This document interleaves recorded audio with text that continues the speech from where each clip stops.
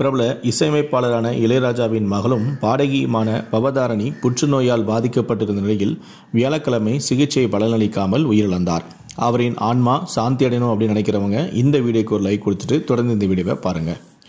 செல்ல மகளின் மறைவால் மனமுடைந்து போய் நின்ற இளையராஜாவுக்கு பலரும் ஆறுதல் கூறி வருகின்றனர். பவதானியின் உடலானது தேனியில் உள்ள இளையராஜாவின் பண்ணை வீட்டில் நல்லடக்கமும் செய்யப்பட்டது. கல்லீரல் புற்றுநோய் காரணமாக இலங்கையில் உள்ள மருத்துவமனையில் ஆயுர்வேத சிகிச்சை பெற்று வந்த பவதாரணி வியாழக்கிழமை மாலை 5 மணி அளவில் உயிரிழந்தார். அவரது உடல் இலங்கையிலிருந்து விமானம் மூலம் நேற்று மதியம் சென்னைக்கு கொண்டு வரப்பட்ட நிலையில் தியாகராய நகரில் உள்ள இளையராஜாவின் இல்லத்தில் பொதுமக்கள் அஞ்சலிக்காக வைக்கப்பட்டு உடலுக்கு அமைச்சரான உதயநிதி ஸ்டாலின், மத்திய இணையமைச்சரான எல் முருகன், அதிமுக சார்பில் ஜெயக்குமார் ஆகியோர் மலர் மாலை வைத்து அஞ்சலி செலுத்தினர். இதையடுத்து விஷால், கார்த்தி, சிம்பு, விஜய் ஆண்டனி, சிவகுமார், ராமராஜன், விஷ்ணு விஷால், சதீஷ், ஆனந்தராஜ், ஸ்ரீகாந்த், உதயா, விஜயின் தாயான ஷோபா, காயத்ரி ரகுராம் உள்ளிட்ட பலர் அஞ்சலி செலுத்தினர். அதேபோல வெங்கட் பிரபு, வெற்றிமாறன், சீனு ராமசாமி, சுதா கொங்கரா, எஸ்பி முத்துராமன், மணிரத்னம், மிஸ்கின், லிங்குசாமி, செல்வமணி ஆகியோர் தீநகர் முருகேசன் தெருவில் உள்ள இளையராஜாவின் இல்லத்தில் நேரில் வந்து அஞ்சலி செலுத்தினர். இதனைத் தொடர்ந்து இறுதி சடங்குக்காக ஆம்புலன்ஸ் மூலம் பவதாரணியின் உடலானது இளையராஜாவின் சொந்த ஊரான தேனி லோயர் கேம்பில் உள்ள இளையராஜாவின் பண்ணை வீட்டிற்கு கொண்டு செல்லப்பட்டது. பண்ணைப்புறத்திற்கு வந்த பவதாரணியின் உடலுக்கு பொதுமக்களும் உறவினர்களும் திரை பிரபலங்களும் பலரும் நேரில் வந்து அஞ்சலி செலுத்தினர். முன்னாள் முதலமைச்சரான ஓ பன்னீர்செல்வமும் பவதாரணியின் உடலுக்கு நேரில் வந்து அஞ்சலி செலுத்தினார். அதேபோல பாரதி ராஜா பவதாரணியின் உடலை பார்த்து மகளே என கதறி அழுதார்.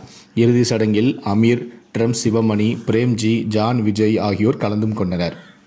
பவதானியின் உடல் அருகில் இளையராஜா அமர்ந்து கொண்டு பவதானியின் முகத்தையே பார்த்து கொண்டிருந்தார். கரையாத கல் நெஞ்சமும் கரைந்து போகும் அளவிற்கு சோகமே உருவான இளையராஜாவின் முகத்தை பார்க்க முடியாமல் அவரது ரசிகர்கள் அவருக்கு ஆறுதல் கூறி வருகிறார்கள். இதையடுத்து 4 மணி அளவில் நல்லடக்கம் செய்வதற்கான ஏற்பாடுகளும் செய்யப்பட்டன. அவரது உடலுக்கு திருவாசகமும் பாடப்பட்டது. இதையடுத்து பண்ணை இல்லத்தில் இருந்து பவதாரணிக்கு பிடித்தமான பச்சை நிற பட்டு சேலை போர்த்தப்பட்டு பண்ணை இல்லத்தில் இளையராஜாவின் தாயார் மற்றும் மனைவியின் உடலுக்கு அருகிலேயே பவதாரணியின் உடலும் அடக்கமும் செய்யப்பட்டது. கண்கலங்கி நின்ற இளையராஜாவுக்கு அங்கு இருந்தவர்கள் கனத்த இதயத்துடன் ஆறுதலும் கூறினார்கள்.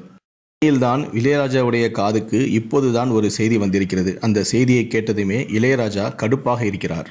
அதற்கு காரணம், பவதாரணி இறப்பதற்கு முன்பு இளையராஜா தான் மகளுக்கு கொடுத்த சொத்தில் சில பகுதிகளை அவர் அநாத இல்லத்துக்கும் முதியோர் இல்லத்துக்கும் எழுதி வைத்திருப்பதாக தகவல் கிடைத்திருக்கிறது.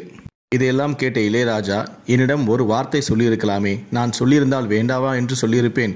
இப்படி என்னிடம் கூட ஒரு வார்த்தை கூட சொல்லாமல் இப்படி செய்துவிட்டாலே என்னுடைய மகள் என தன் மகள் மீது தற்போது கோபமாக இருக்கிறாராம். அவள் இதை செய்யப்போவதை என்னிடம் சொல்லியிருந்தால் அந்த சமயத்தில் நான் அவனுடன் இருந்து சந்தோஷப்பட்டிருப்பேனே. அவள் இறந்த பிறகுதான் அவள் இப்படி செய்துள்ளாள் என்பது எனக்கு தெரிய வேண்டுமா என தற்போது கடும் கோபமாகவும் இருக்கிறாராம்.